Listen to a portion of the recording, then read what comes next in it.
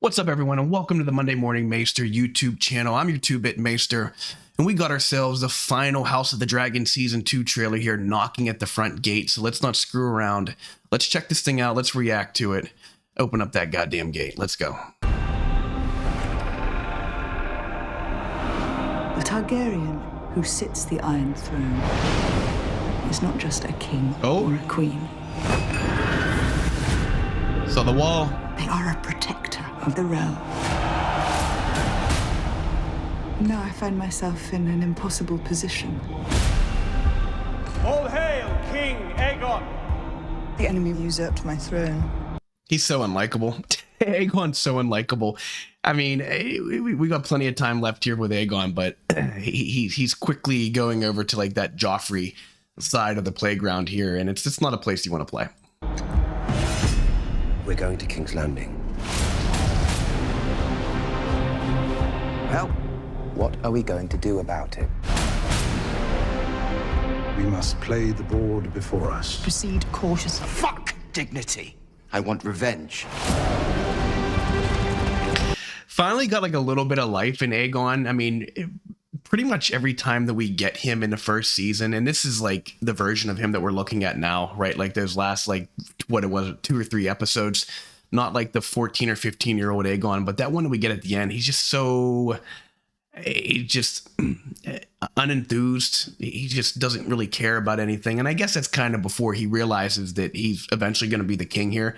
At that point, he's just thinking that Rhaenyra is going to be the queen, and he just seems really uninterested in everything that he does. And all of a sudden, it looks like he's got like a little bit of life inside of him, which not a good thing, I don't think. We'll find out. News spreads through the realm. The great houses will come to our side. I did not think they would be so eager to die. My ships sail at your command. The realm's only hope is in a leader strong enough to unite it. Do you accept me as your queen and ruler? Uh-oh. We got trouble in paradise, friends. And you kind of started to see that at the end of the first season of House of the Dragon. Whenever Daemon's trying to like conduct his war council and Rhaenyra is attempting to give birth. He just wants to do this, and it seems like he just wants to do it his way, which I guess we can kind of surmise here that based on this like little snippet of a conversation here that Daemon's wanting to do this his way. And yes, he might be married to Rhaenyra, but he's a king consort. He's a king by marriage only. Rhaenyra is the heir. Rhaenyra is the queen. She's the one that calls the shots. Are we surprised at all that Daemon might have a little bit of an issue with this? Like, this is like future Daemon problems. Like Daemon back at, before like she like took the throne would be like, yeah, could be your king consort. I could definitely do that. Like I would, I wouldn't step on your toes. I would do whatever you tell me to do. And then like the time comes and it's an issue.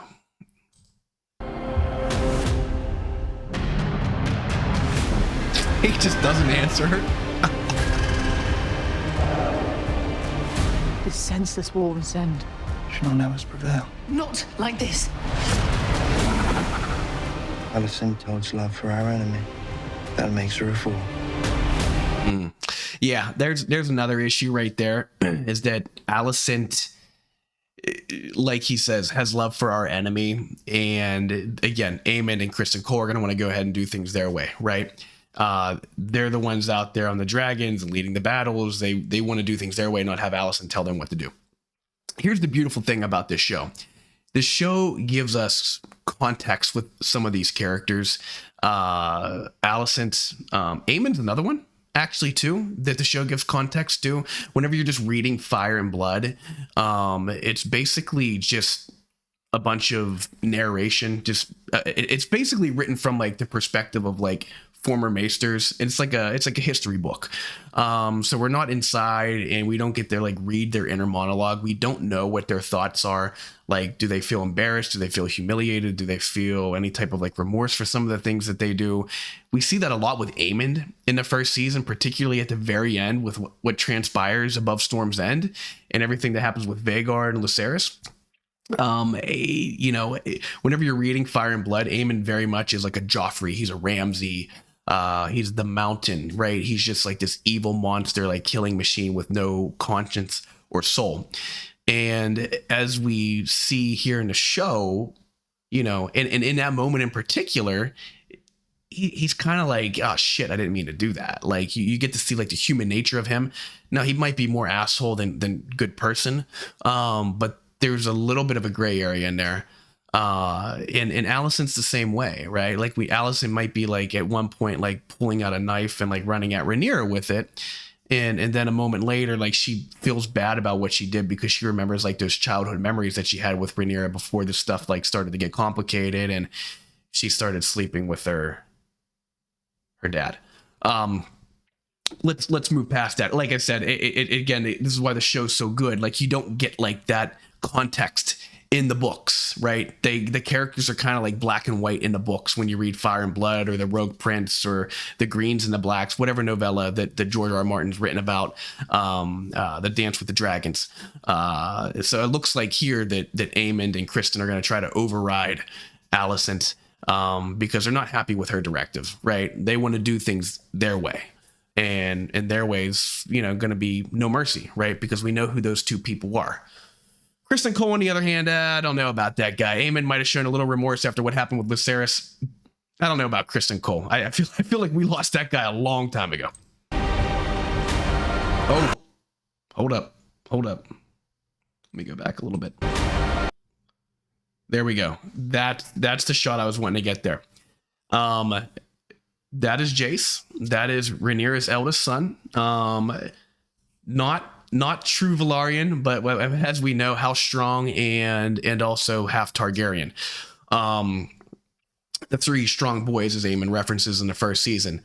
The person I'm really intrigued in this photo is the man in the background, and that would be, we can imagine, based on the dire wolf emblem and the crest there, the house sigil on his chest, that would be Lord Cregan Stark, right? That is the current Lord of Winterfell, the Warden of the North. That man is the head of a massive army of bloodthirsty northern warriors that we're going to be excited to see enter the fray here in this second season. It looks like they're at the wall. I think that's pretty safe to say, unless they got some rampart there at Winterfell. They get some up that high, but I'm pretty sure they go to the wall in Fire and Blood. I can't recall, but I'm pretty certain that they do. This leads me to wonder other stuff, such as people like Sarah Snow. Does Sarah Snow exist? She's a bastard relative. I'm pretty sure it's actually Cregan's bastard sister. Her name's Sarah Snow. There's this rumor in Fire and Blood. Do I want to get into this right now? Nah, I don't. Let's get back to the trailer. The enemy without may be fought with swords. The enemy within is more insidious.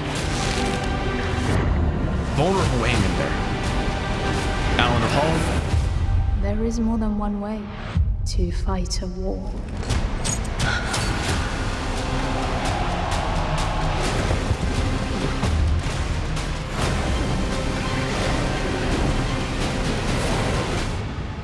War is coming, and neither of us may win.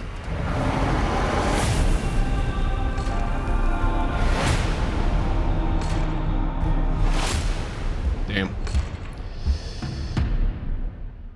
And there we are. Just like that, June 16th, not far away, or just about a month away. Very excited. It's 8 episodes. It's going to be just pure action from beginning to end. We're not going to get any more of these crazy time jumps. The Dance of the Dragons, if we're looking at like the chronicles and the history of this from like a time period perspective, takes place, I want to say it's 129 AC after Aegon's conquest to 131. So it really takes place in a 2-year span. We're not going to get these crazy time jumps anymore where people were, leapfrogging 10, 15 years or whatever the case is. That's all done. I would imagine it's going to be pretty condensed. Even this 2-year war period is going to be pretty condensed. I don't know how many more seasons we're going to get. I know that they already announced earlier today. I think it was Ryan Condal said that they are beginning the writing for season 3 already.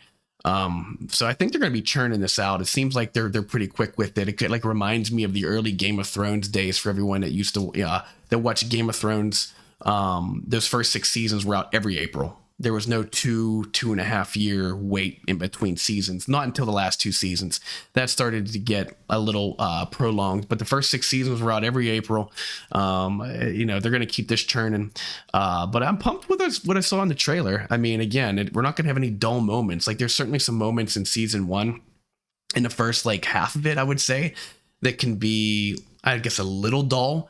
When they're trying to just build the story, they're trying to get you to understand the origins of the story, how it begins. Like it doesn't just take place overnight. It's really something that takes place over the span of, you know, whatever it was, I don't know, 10, 15 years from childhood to adulthood with Rhaenyra and Alicent, and the seeds that Sir Otto plants. Obviously, he's playing his little mind games and everything like that.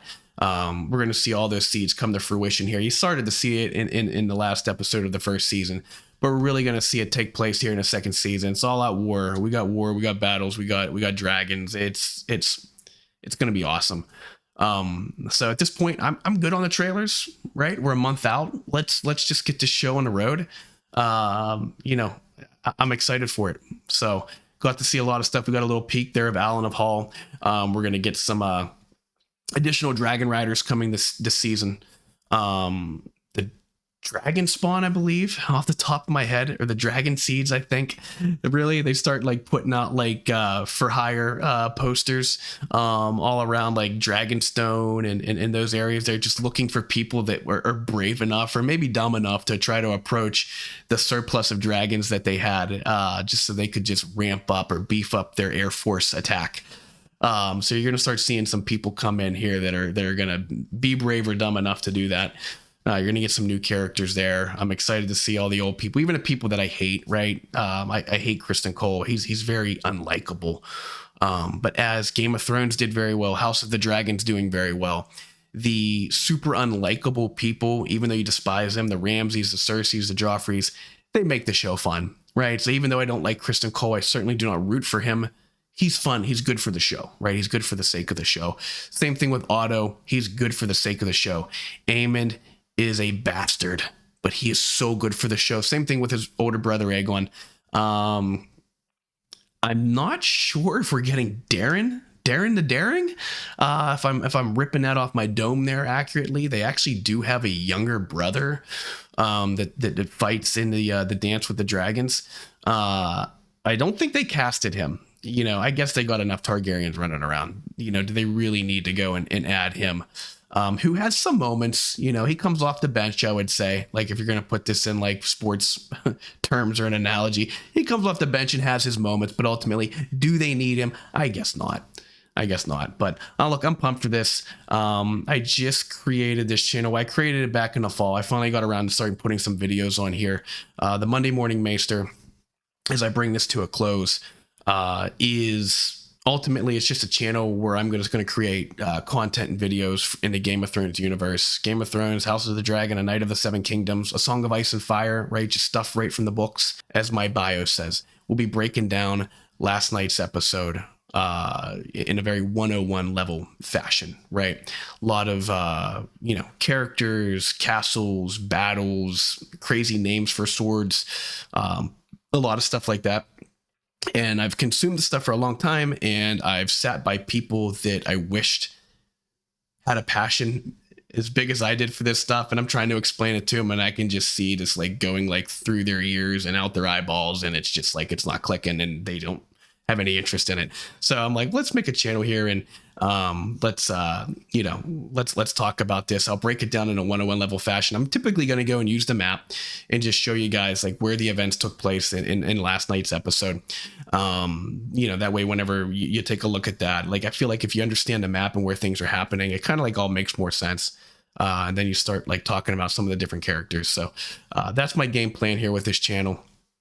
And in other videos too, as well, you know, that are Game of Thrones universe related.